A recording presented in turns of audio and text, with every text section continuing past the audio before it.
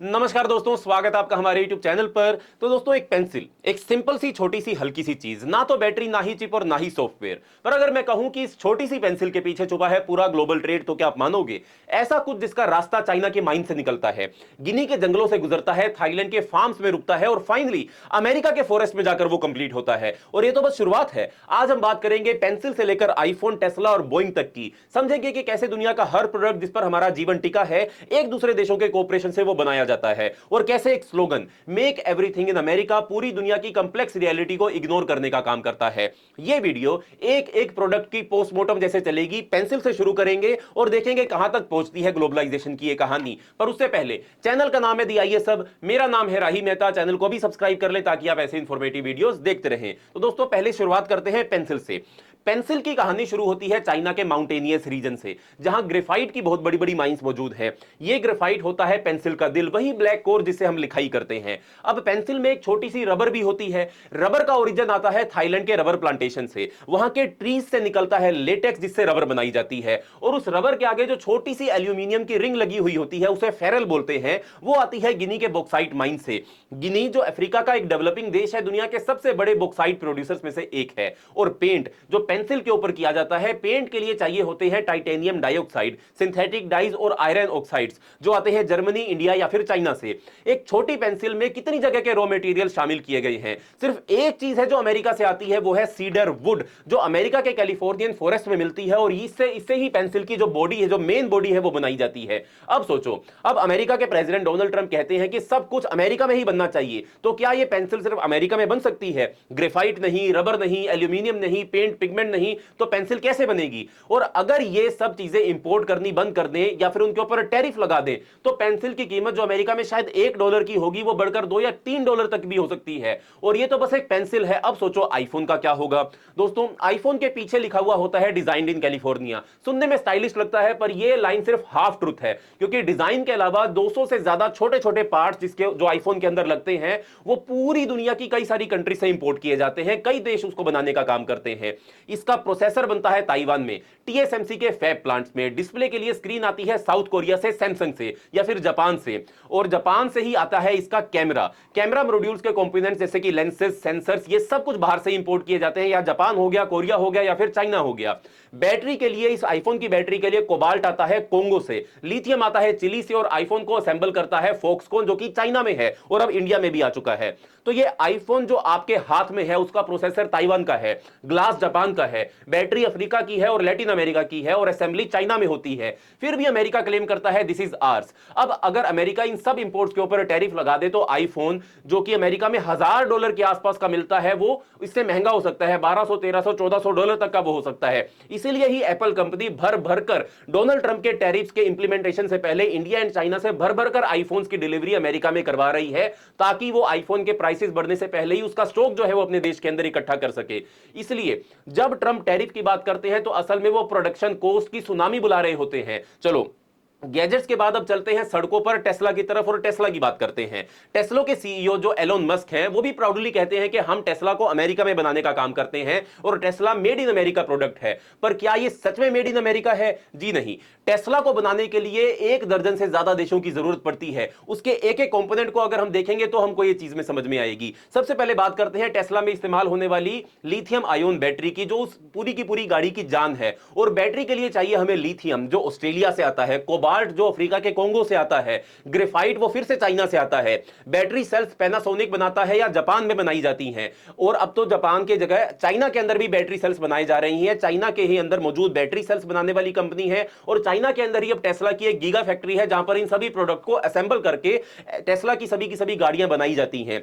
और जो टेस्ला के अंदर इलेक्ट्रिक मोटर चाहिए होती है, उस इलेक्ट्रिक मोटर को बनाने के लिए रेयर अर्थ मैग्नेट चाहिए, जो ऑलमोस्ट एंटायरली चाइना डोमिनेट करने का काम करता है। और टेस्ला के अंदर जो इंफोटेनमेंट स्क्रीन लगी होती है, उसका ग्लास जर्मनी में बनता है। ऑटो पायलट सॉफ्टवेयर तो अमेरिका में ही डेवलप होते हैं, लेकिन उन सॉफ्टवेयर को चलाने के लिए जीपीयूज और हार्डवेयर जैसे कि एनवीडिया के हार्डवेयर, एएमडी, ये सब कुछ ताइवान में बनते हैं। और अगर इन पर टैरिफ लगाया जाएगा, तो टेस्ला की कॉस्ट जो इंडियन रुपीस के हिसाब से लगभग 40 लाख है, वो 60 लाख 70 लाख तक अमेरिका के अंदर हो जाएगी। अगर आप इसको डॉलर में कन्वर्ट कर लें, तो अमेरिकन करेंसी के अंदर भी ये जो टेस्ला की गाड़ियां हैं बहुत ज्यादा बढ़ जाएंगी, इनकी कीमत बहुत ज्यादा बढ़ जाएंगी। तो अब बताओ, क्या अमेरिका अकेले टेस्ला बना सकता है? चलो, नहीं बना सकता, ये तो हमने मान लिया। अब टेस्ला से आगे बढ़ते हैं, सड़क से आगे बढ़ते हैं और हवा की तरफ चलते हैं और बोइंग की बात करते हैं। बोइंग का एक बहुत ही मशहूर प्लेन है जिसका नाम है 787 ड्रीम लाइनर, एक ऐसा प्लेन जो अमेरिका की इंजीनियरिंग का प्राइड माना जाता है। पर जब हम इसका सप्लाई चेन की बात करें, उसकी सप्लाई चेन को खोलकर अगर हम देखें तो पता चलता है कि यह प्लेन दुनिया भर का एक पजल है। विंग्स इसके जापान में बनते हैं, मित्सुबिशी की हैवी इंडस्ट्रीज इसके विंग्स बनाने का काम करती हैं। इसका टेल सेक्शन इटली का लियोनार्डो ग्रुप बनाता है। लैंडिंग गियर यूके और फ्रांस बनाते हैं। एवियोनिक्स जर्मनी और कनाडा बनाते हैं। इंजन रोल्स रॉयस बनाता है जो कि यूके की एक कंपनी है। इवन जो इसके अंदर फास्टनर्स लगते हैं, छोटी छोटी स्क्रूज लगती हैं, रिवेट्स लगती हैं, वो इंडिया ताइवान जैसे देशों से बनाकर आई जाती हैं और बाद में इनको असेंबल किया जाता है। इसके इंटीरियर कैबिन लाइट्स और सिस्टम स्वीडन और फ्रांस के कंट्रीब्यूशन से बनते हैं। अब जब ट्रंप ने यूरोपियन यूनियन पर टैरिफ लगाए हैं तो बोइंग के लिए यूरोपियन पार्ट्स डिले हो गए हैं और बोइंग की जो कॉस्ट है वो बहुत ज्यादा बढ़ गई है। एक प्लेन जिसमें 50 इंटरनेशनल वेंडर्स हैं, अगर सबके ऊपर ड्यूटी लग जाए तो प्रोडक्शन रुक जाता है। यह है real cost of made only in America का। तो दोस्तों 2018 में भी डोनाल्ड ट्रंप ने चाइना के अगेंस्ट ट्रेड वॉर छेड़ दिया था। 300 प्लस चाइनीज प्रोडक्ट के ऊपर टैरिफ लगा दिए थे। चाइना ने भी जवाब दिया था। Soybean, auto parts, tech exports, इन सब के ऊपर ड्यूटी चाइना ने बढ़ा दी थी। इसका रिजल्ट क्या था? पेंसिल 3 गुना महंगी हो गई थी। आईफोन का प्रोडक्शन डिले हो गया था। टेस्ला ने भी चाइना में अपनी फैक्ट्री खोल ली थी क्योंकि वहां के सस्ते प्रोडक्शन का टेस्ला जो था वो फायदा उठाना चाहता था और ट्रेड वॉर की डिस्ट्रप्शन से बचना चाहता था। अब उसके चलते बोइंग के प्लेन्स भी डिले हुए थे। कंपनी को बिलियंस का नुकसान हुआ था। इस वॉर में अमेरिका भी नहीं जीता, चाइना भी नहीं जीता, कोई भी नहीं जीता। सिर्फ हारे कौन? कंज्यूमर्स हारे और कंपनीज हारे। सिर्फ उनका ही नुकसान हुआ था। अमेरिकी की सरकार और चाइना की सरकार दोनों ही इससे बाहर निकल गए थे। सेल्फ रिलायंस जो डोनाल्ड ट्रंप अचीव करना चाहते हैं, सेल्फ रिलायंस का मतलब यह नहीं होता है कि सब कुछ अपने ही आप बना लो। असली सेल्फ रिलायंस होती है क्रिटिकल चीजें खुद बनाना और बाकी में स्मार्ट ट्रेड करना। ग्लोबलाइजेशन अब एक लग्जरी नहीं है, एक नेसेसिटी बन चुका है। सोच के देखो, एक पेंसिल भी अगर अमेरिका अकेले नहीं बना सकती तो आईफोन, टेस्ला, बोइंग का क्या होगा? तो जब भी कोई लीडर बोले मेक एवरीथिंग हियर, एक बार जरूर सोचना, यह स्लोगन सिंपल है पर दुनिया इतनी ज्यादा सिंपल नहीं है। दुनिया बहुत ज्यादा कंप्लेक्स है। तो दोस्तों अब तक हमने देखा कि कैसे ग्लोबलाइजेशन हर प्रोडक्ट की बैकबोन है, लेकिन अब एक नया ट्विस्ट जो अभी आया है उसकी भी बात कर लेते हैं। अप्रैल 2025 में प्रेसिडेंट डोनाल्ड ट्रंप ने चाइनीज इंपोर्ट्स पर 104% का भारी भरकम टैरिफ लगा दिया है। इसका इंपैक्ट सिर्फ अमेरिका और चाइना तक सीमित नहीं है, पूरी ग्लोबल इकोनॉमी इससे हिल गई है। इस नए टैरिफ के तुरंत बाद वॉल स्ट्रीट में तेजी से गिरावट आई। S&P 500 इंडेक्स जो था वो पहले ही गिर चुका था और भी ज्यादा गिर गया। एशियन और यूरोपियन मार्केट में भी इससे बहुत ज्यादा गिरावट देखने को मिली। चाइना ने भी जवाब देते हुए अमेरिका की गुड्स के ऊपर 34% टैरिफ लगा दिया, जो चाइना उसे रिटेलिएटरी टैरिफ का नाम दे रहा है। इस ट्रेड वॉर का असर ऑटोमोटिव, एग्रीकल्चर और टेक्नोलॉजी इंडस्ट्री पर डायरेक्टली पड़ रहा है और इकोनॉमिस्ट का कहना है कि ये नए टैरिफ यूएस और ग्लोबल इकोनॉमिक ग्रोथ को स्लो कर रहे हैं और इन्फ्लेशन को और भी ज्यादा बढ़ावा देने का काम कर रहे हैं। तो दोस्तों ग्लोबलाइजेशन एक कंप्लेक्स वेब है। एक देश का डिसीजन पूरी दुनिया को प्रभावित कर सकता है। इसलिए जब भी हम प्रोटेक्शनिज्म या सेल्फ रिलायंस की बात करते हैं, हमें यह समझना होगा कि दुनिया एक दूसरे से जुड़ी हुई है। तो जब तक एक छोटी सी पेंसिल भी दुनिया के बिना नहीं बन सकती, आईफोन, टेस्ला, ये सब कुछ आपस में इंटरकनेक्टेड है। तो अब जब ट्रंप ने फिर से टैरिफ का डंडा उठाया है तो दुनिया पर इसका क्या असर पड़ेगा? सबसे बड़ी बात, ये ट्रंप का पूरा प्लान जो है वो कंपैरेटिव एडवांटेज थ्योरी को इग्नोर करने का काम करता है। रिकार्डो की एक थ्योरी है जो कहती है कि हर कंट्री को वही चीज एक्सपोर्ट करनी चाहिए जिसमें वो प्रोडक्शन में सबसे ज्यादा एफिशिएंट है। पर अगर हर कंट्री पे अलग अलग टैरिफ लगाने लग गए तो वो नेचुरली एफिशिएंट ट्रेड डिसरप्ट हो जाएगा। इसका रिजल्ट ग्लोबल प्राइसेस बढ़ जाएंगे और सबको नुकसान होगा, इंक्लूडिंग अमेरिका के कंज्यूमर को इससे नुकसान होगा। ये ट्रेड वॉर नहीं, इकोनॉमिक सेल्फ गोल बन जाता है। टैरिफ के पीछे ट्रंप का एजम्पशन था कि बाकी कंट्रीज रिटेलिएट नहीं करेंगे, लेकिन भाई जियोपॉलिटिक्स में नेशनल प्राइड भी एक बहुत बड़ा फैक्टर होता है। चाइना ने पहले तो पेशेंस दिखाया, लेकिन अब उन्होंने भी पूरी तरीके से जवाब देना शुरू कर दिया है। यूरोपियन यूनियन भी रिटेलिएटरी डिजिटल सर्विसेज टैक्स ला सकती है। मेटा, अल्फाबेट, एप्पल जैसे जायंट्स को डायरेक्ट इंपैक्ट किया जा सकता है। और आयरन तो देखो, एक छोटा सा देश है अफ्रीका का जिसका नाम है लिसोथो, जिसकी जीडीपी मात्र $2.4 बिलियन है।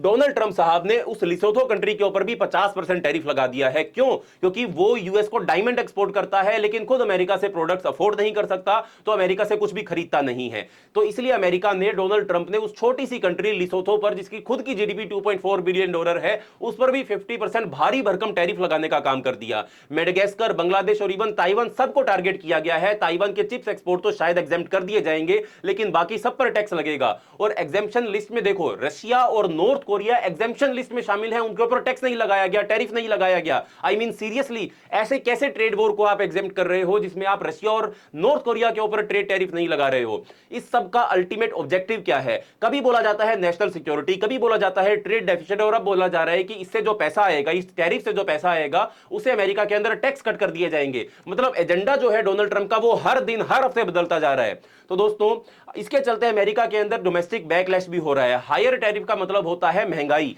यूएस में इन्फ्लेशन पहले से ही हाई है। रिपब्लिकन पार्टी, जिसके खुद के ये कैंडिडेट हैं, उनके अंदर भी अब डिसेंशन शुरू हो चुकी है। अगर फॉरेन इन्वेस्टर ने यूएस ट्रेजरी को पैसा देना बंद कर दिया तो अमेरिका का जो अब तक हिस्टोरिक एडवांटेज था कि उसकी करेंसी ग्लोबल रिजर्व है, वो भी खत्म हो सकती है।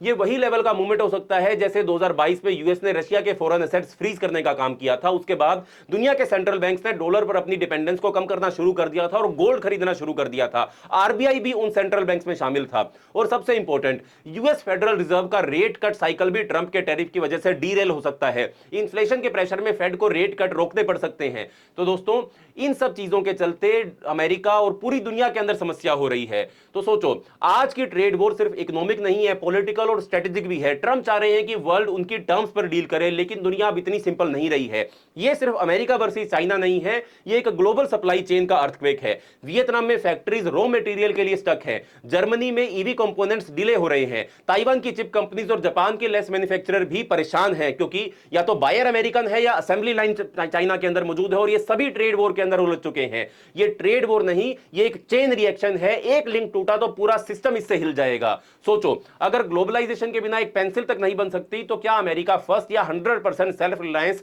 सिर्फ पॉलिटिकल स्लोगन्स हैं? ट्रंप के टैरिफ चाइना पर नहीं, दुनिया के कंज्यूमर पर टैक्स है। तेरे और मेरे जैसे लोग, तुम्हारे और मेरे जैसे लोगों के ऊपर ये टैक्स है। और जब ग्लोबल इकोनॉमी टूटती है, सबसे ज्यादा आवाज आती है दुकान वाले के कैश काउंटर से, यानी कि तुम्हारी जेब से काटा जाता है पैसा। तो दोस्तों, ये थी हमारी आज की वीडियो। मैं हूं राही और ये थी कहानी एक पेंसिल से लेकर टेस्ला तक की। अगर तुमको ये वीडियो पसंद आई हो तो वीडियो को लाइक करो, शेयर करो और चैनल को सब्सक्राइब करो, और वीडियो पर कमेंट भी करके बताओ, क्या आप बिलीव करते हो प्योर सेल्फ रिलायंस में? क्या अमेरिका प्योर सेल्फ रिलायंस कभी अचीव कर भी पाएगा या नहीं कर पाएगा?